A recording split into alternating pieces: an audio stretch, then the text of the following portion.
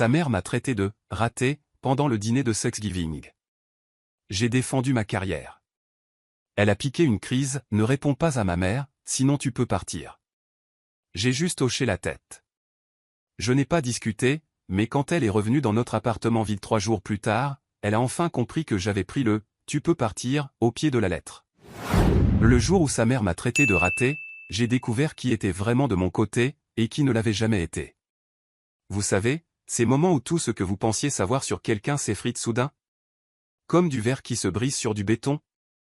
C'est exactement ce que j'ai vécu ce soir de Thanksgiving, en voyant ma fiancée choisir sa mère plutôt que moi après que cette dernière ait passé 20 minutes à expliquer pourquoi j'étais un raté.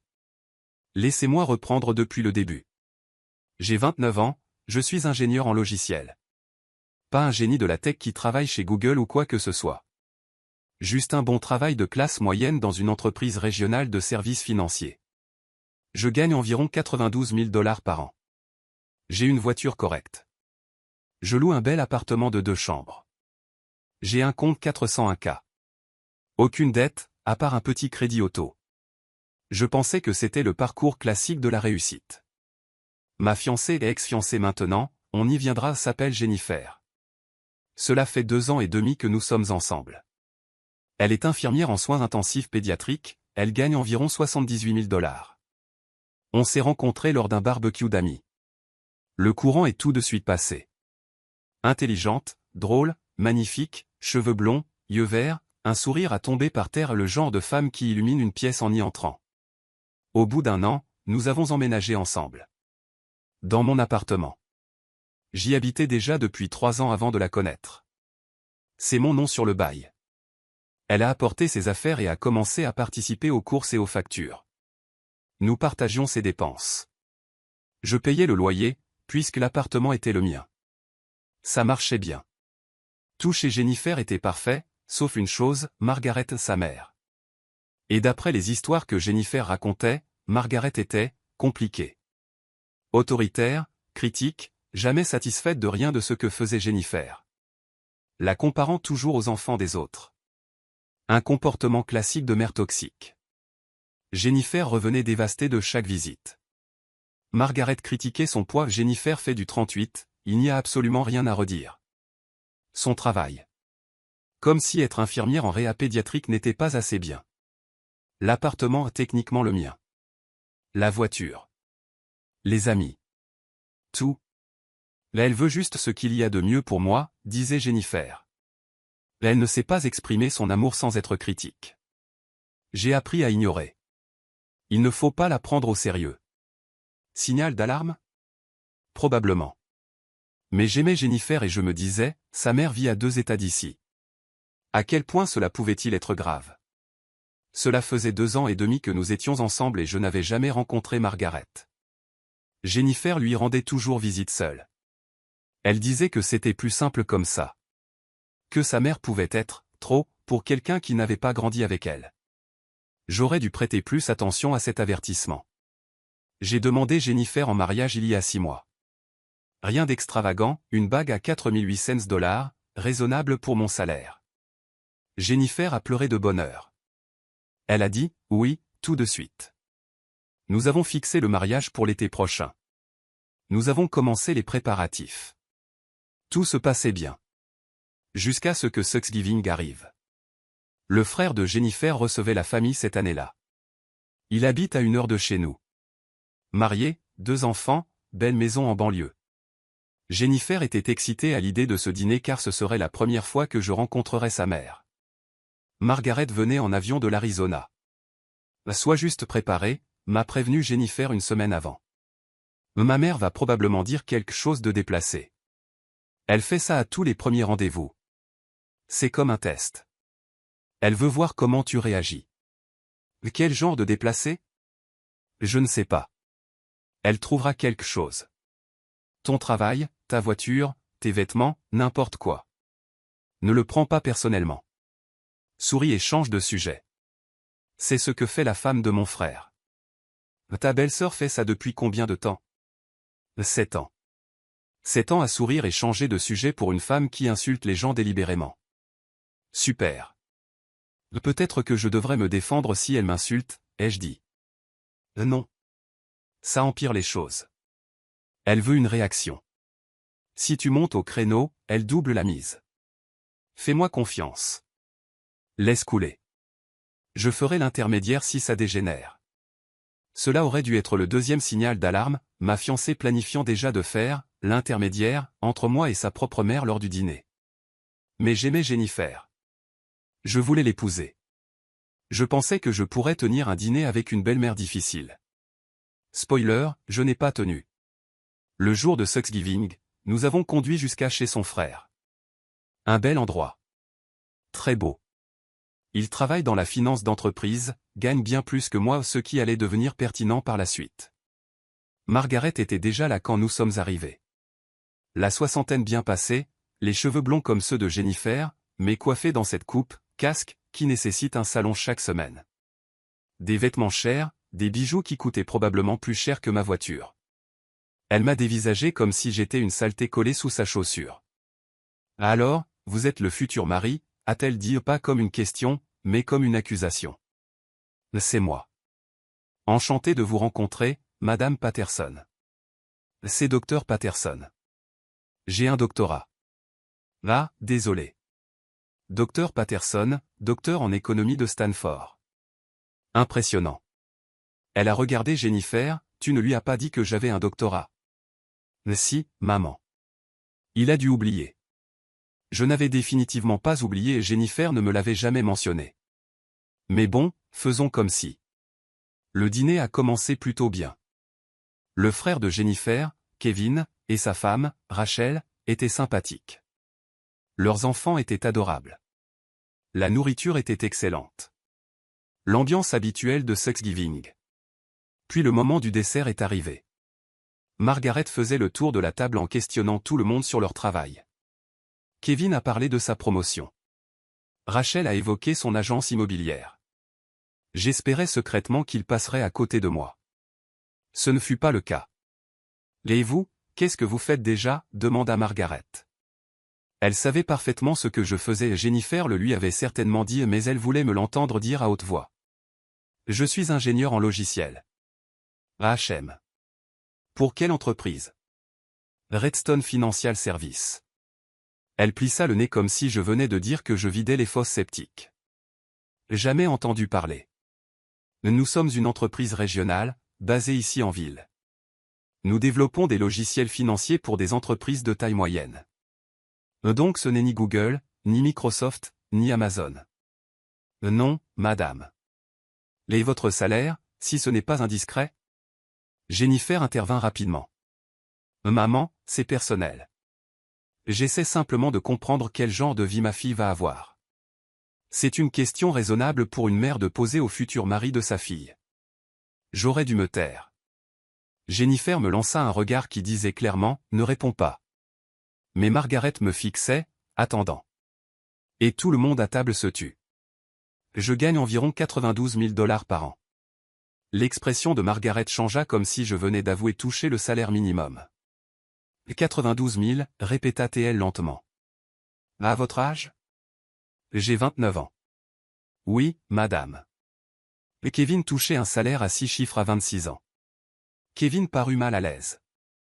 Maman, chaque secteur a ses propres grilles salariales. Je ne fais que constater des faits. Ta sœur est infirmière en réanimation pédiatrique. Tu sais combien elle travaille ? Quelle pression elle subit ? Elle sauve la vie d'enfants et elle va épouser quelqu'un qui gagne 92 000 $ à faire, comment avez-vous appelé ça ? Du logiciel financier régional. Maman, dit Jennifer d'un ton plus ferme. Quoi ? Je n'ai pas le droit de m'inquiéter ? Jennifer, tu es une femme belle, intelligente. Tu pourrais trouver bien mieux que ça. Ça. Elle le dit comme si je n'étais pas assis là. C'est extrêmement grossier, dis-je. Calme, mesuré. Je suis fier de mon travail. Je suis bon dans ce que je fais. Je gagne ma vie correctement. Peut-être pas à 6 chiffres, mais je suis stable. Stable, coupa Margaret. Stable, c'est le nom qu'on donne à la médiocrité pour la faire paraître respectable. Vous êtes un raté qui s'est convaincu qu'il avait réussi. Il y a une différence.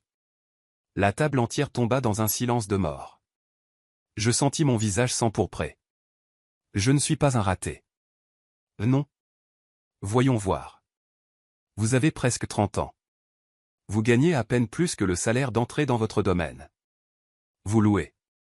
Vous ne possédez même pas de propriété. Vous conduisez une berline de 4 ans.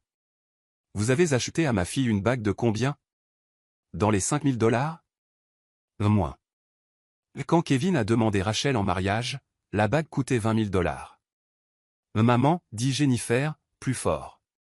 Je suis simplement honnête. Cet homme n'est pas digne de toi. Il s'est accommodé d'une vie médiocre et veut t'entraîner avec lui. Tu devrais être avec quelqu'un qui corresponde à ton ambition. Quelqu'un qui... Docteur Patterson, dis-je en gardant ma voix ferme, même si je voulais crier. Je comprends que vous vouliez le meilleur pour votre fille. Mais j'aime Jennifer.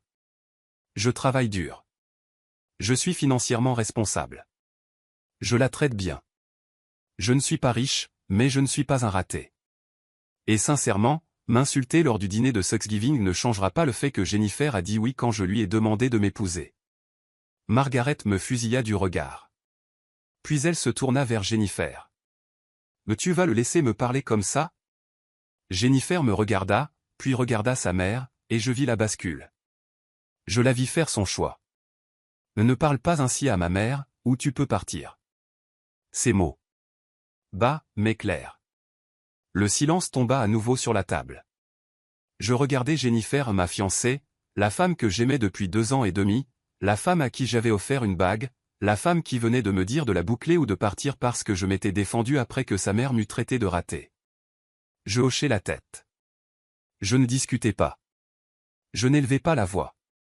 Je n'essayais pas de me justifier. Je me contentais de hocher la tête. Puis je me levai, et pris ma veste sur le dossier de ma chaise.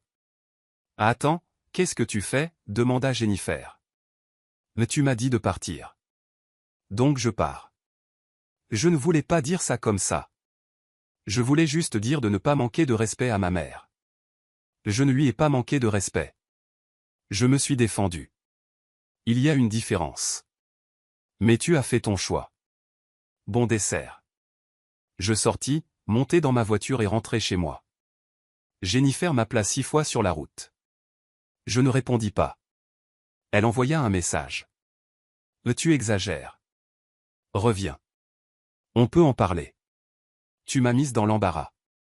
Ma mère est juste protectrice. Décroche ton téléphone. » Je ne répondis rien. J'arrivai à la maison vers 21 h. Je m'assis dans mon appartement. Notre appartement. Sauf que, ce n'était pas le nôtre. Il était à moi. Mon nom sur le bail. Mes meubles. Mes ustensiles de cuisine. Jennifer y avait emménagé, mais elle ne l'avait jamais vraiment fait si cela a du sens. Elle avait des vêtements, des affaires de toilette, quelques livres, mais l'appartement était le mien.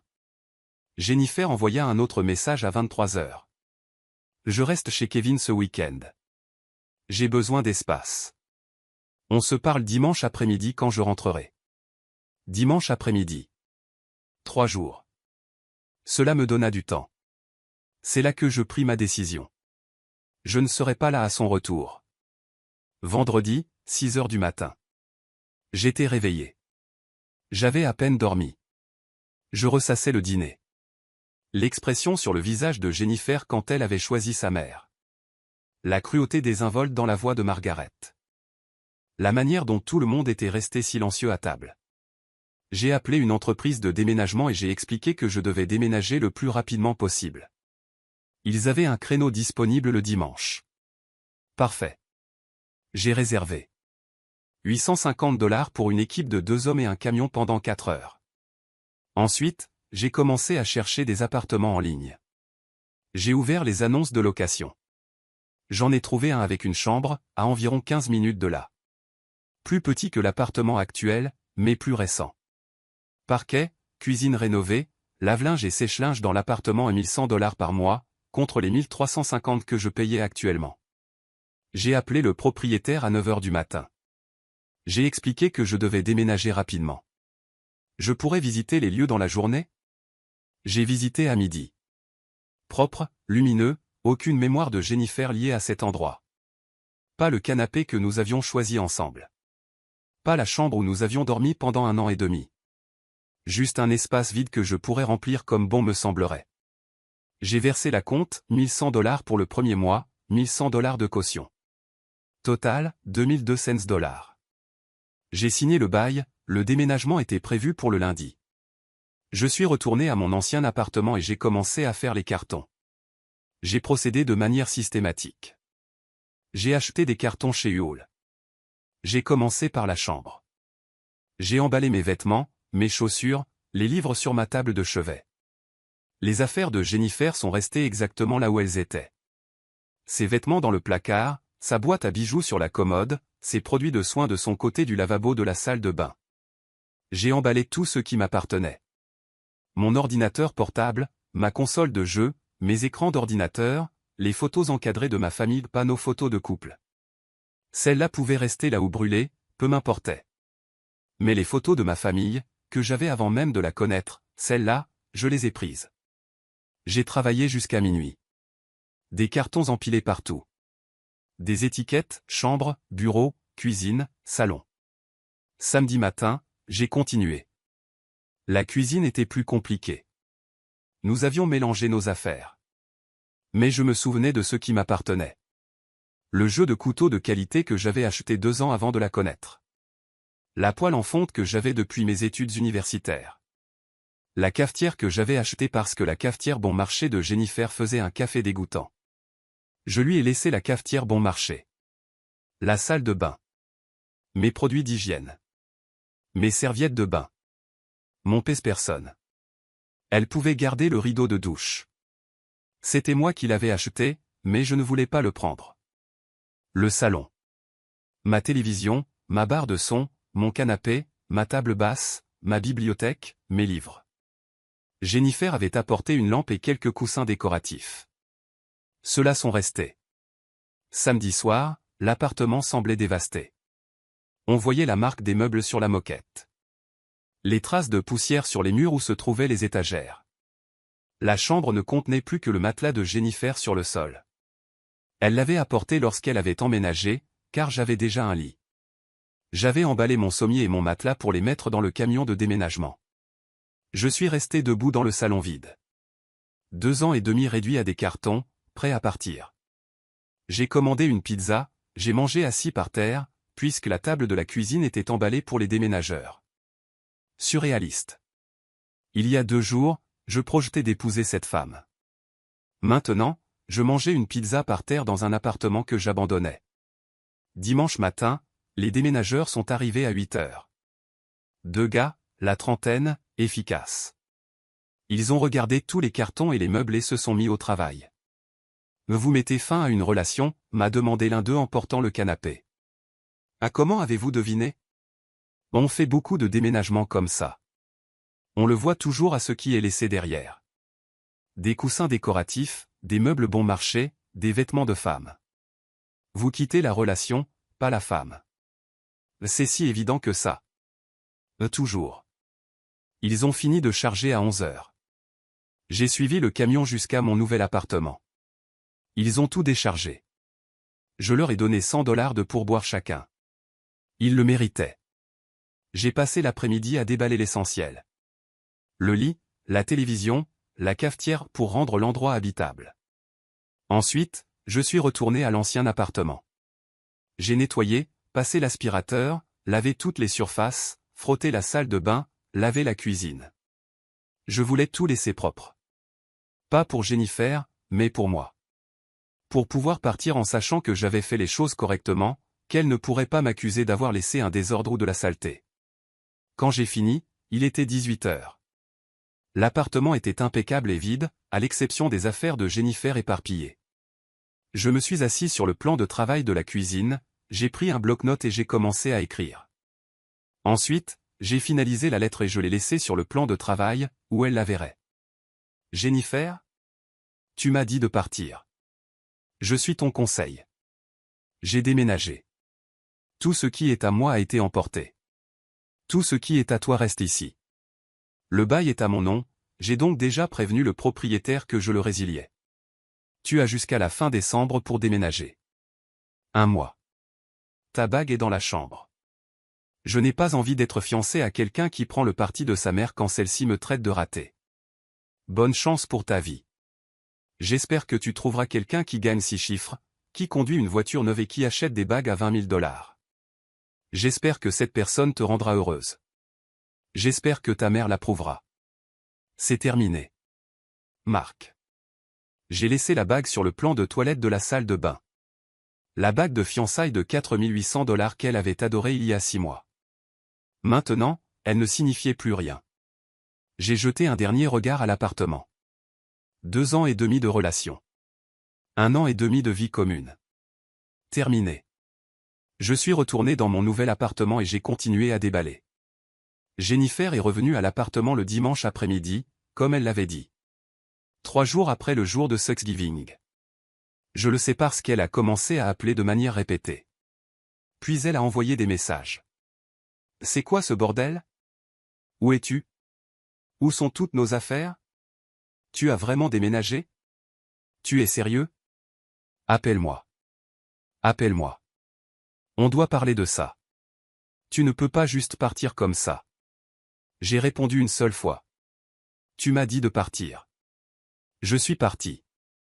C'est fini. Ne me cherche plus. Elle a appelé 37 fois ce jour-là. J'ai bloqué son numéro. Elle s'est pointée à mon travail le lundi matin. La sécurité m'a appelé. Il y a une femme dans le hall qui vous demande. Elle dit être votre fiancée. Elle dit que c'est une urgence. Je suis descendu et j'ai vu Jennifer derrière les portes vitrées. Elle avait une sale tête. Les cheveux sales, pas de maquillage, en jogging et un de mes vieux pulls qu'elle avait dû retrouver dans ses affaires. J'ai dit à la sécurité que je m'occupais de la situation. Je suis sorti. Marc, mon Dieu, ils ne m'ont pas laissé monter. Je sais. Je leur ai dit de ne pas te laisser monter. Il faut qu'on parle. Non, ce n'est pas nécessaire. Si, c'est nécessaire. Tu ne peux pas juste partir comme ça. Déménager sans me prévenir. Tout casser sans même me parler. Tu m'as dit de partir. Je suis parti. C'était notre conversation. Je ne voulais pas dire que tu partes vraiment. Je voulais dire que tu ne rétorques pas à ma mère pendant le dîner. Pour moi, c'est la même chose. Tu as choisi les sentiments de ta mère plutôt que les miens. Tu l'as laissé me traiter de raté et ensuite tu t'es énervé contre moi parce que je me défendais. Ça me dit tout ce que j'ai besoin de savoir. Elle a paniqué. C'est ma mère. J'ai passé ma vie entière à essayer de maintenir la paix avec elle. C'est compliqué. Ce n'est pas compliqué. Quand quelqu'un attaque ton partenaire, tu défends ton partenaire.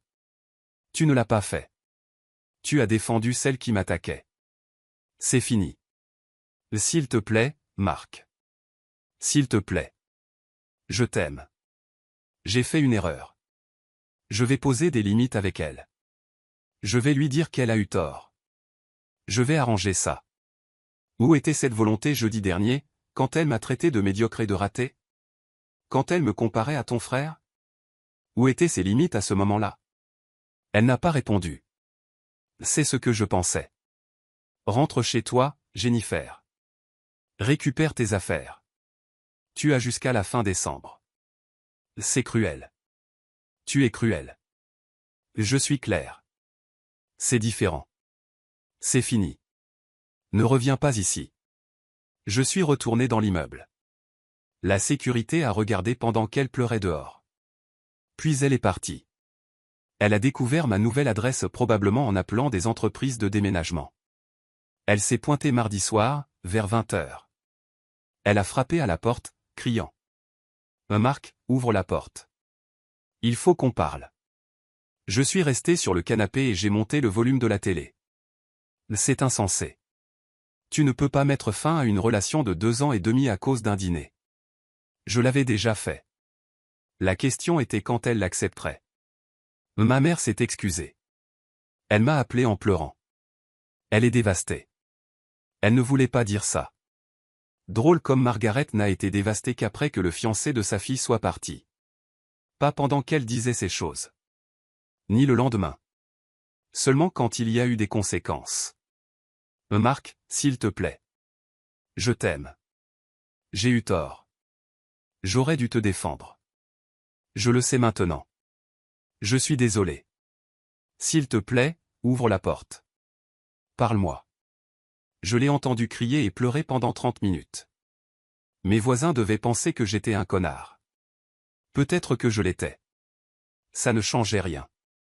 Finalement, elle est partie. J'ai entendu sa voiture démarrer. J'ai regardé par la fenêtre pendant qu'elle s'éloignait. Elle a essayé de m'envoyer des emails. J'avais déjà créé un filtre qui envoyait tous ces messages directement à la corbeille. Elle a essayé de me contacter sur les réseaux sociaux déjà bloqués. Elle a fait en sorte que Kevin m'appelle, je l'ai bloqué après la deuxième tentative. Puis Rachel a appelé d'un numéro que je ne connaissais pas. Marc, c'est Rachel, la femme de Kevin. Je sais qui vous êtes. Et écoute, je comprends. Margaret est allée beaucoup trop loin. Ce qu'elle a dit était horrible. Et Jennifer n'aurait pas dû te dire de partir, mais elle est dévastée. Elle t'aime vraiment. Elle a eu tort de prendre le parti de sa mère, mais elle a été prise au dépourvu. Margaret contrôle Jennifer depuis toute sa vie.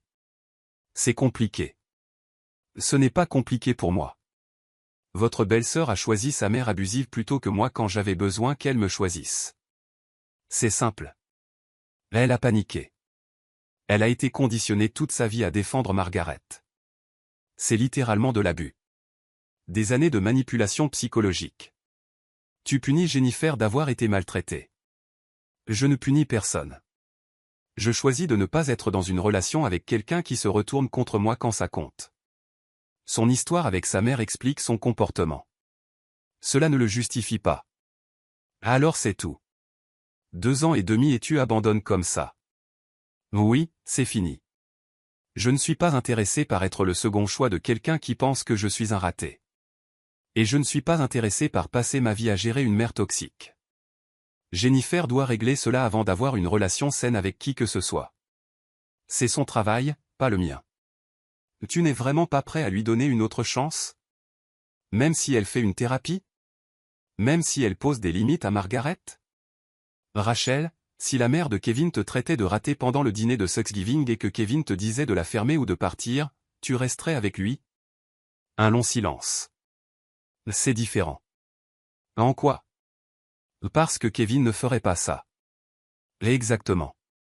Parce que tu as choisi un partenaire qui ne ferait pas ça. Moi, j'ai fait le mauvais choix. Maintenant, je le corrige. Elle a raccroché au nez. 2 semaines plus tard, les affaires de Jennifer avaient disparu de l'ancien appartement. J'avais déjà payé la pénalité pour rupture de bail. Le propriétaire avait trouvé un nouveau locataire. 1 mois plus tard, des amis communs ont commencé à me contacter. Apparemment, Jennifer racontait à tout le monde que je l'avais abandonnée à cause d'une petite remarque de sa mère, que j'étais contrôlant et que je ne supportais pas la critique, et que je l'avais laissée financièrement dans la panade en déménageant sans prévenir. J'ai exposé les faits là où ça comptait vraiment, j'ai montré les messages, j'ai expliqué ce qui s'était passé. La plupart des gens qui me connaissaient ont cru ma version. Certains ont pris son parti. C'est bon. Qu'il la garde. 3 mois plus tard, je suis installé dans mon nouvel endroit, je vois quelques personnes. Rien de sérieux encore, mais je ne suis pas pressé. J'ai croisé Kevin dans un café la semaine dernière. Il m'a vu. Il avait l'air de vouloir m'éviter. Je lui ai fait signe. Il est venu. « Ah, comment ça va ?» ai-je demandé. « Bien. Je ne peux pas me plaindre. Le nouvel appartement fonctionne bien. Le boulot aussi. » Content de l'entendre. Un silence gêné. « Écoute, pour ce que ça vaut, je suis vraiment désolé pour ce qui s'est passé à Thanksgiving. Ma mère est allée beaucoup trop loin. J'aurais dû dire quelque chose. Je l'apprécie. Jennifer est toujours très affectée. Elle demande de tes nouvelles. Dommage. Elle pense toujours que vous pourriez régler ça. Nous ne pouvons pas. Ce qui s'est passé à Thanksgiving ne concernait pas ta mère. C'était Jennifer qui a choisi de défendre quelqu'un qui m'attaquait plutôt que de me soutenir. Ce n'est pas quelque chose que je peux surmonter. Kevin a hoché la tête. Je comprends. Rachel et moi en avons parlé. Elle a dit, si j'avais fait ce que Jennifer a fait, il m'aurait quitté aussi. Ma femme intelligente. Ouais. Il a hésité. La thérapeute de Jennifer a dit la même chose, qu'elle a fait le mauvais choix, qu'elle doit travailler à poser des limites avec Margaret avant d'avoir une relation saine avec qui que ce soit. La thérapie, c'est bien. J'espère que ça l'aidera. Tu ne veux vraiment pas réessayer, même si elle change? Kevin, ta sœur m'a dit de partir parce que je ne suis pas resté silencieux pendant que ta mère me traitait de raté. Ce n'est pas un moment isolé de mauvaise décision. C'est me montrer qui elle était, à quoi je pouvais m'attendre si nous avions continué ensemble. Je crois les gens quand ils me montrent qui ils sont. Il n'a rien eu à répondre à ça. J'ai fini mon café, lui ai serré la main et je suis parti. Jennifer m'a envoyé un dernier email la semaine dernière. D'une manière ou d'une autre, il a passé les filtres. Objet, je comprends maintenant. L'email était long. Il expliquait qu'elle suivait une thérapie, qu'elle réalise à quel point sa relation avec sa mère est toxique, qu'elle a réduit les contacts avec Margaret, qu'elle comprend pourquoi je suis parti, qu'elle est désolée, qu'elle aurait voulu pouvoir revenir en arrière et gérer ce dîner différemment, qu'elle espère que je suis heureux. Qu'elle m'aimera toujours. Je l'ai lu, je l'ai supprimé, je n'ai pas répondu. Parce que voilà, je ne doute pas que Jennifer suive une thérapie. Je ne doute pas qu'elle réalise que sa mère est toxique. Je ne doute pas qu'elle souhaite que tout ait été différent.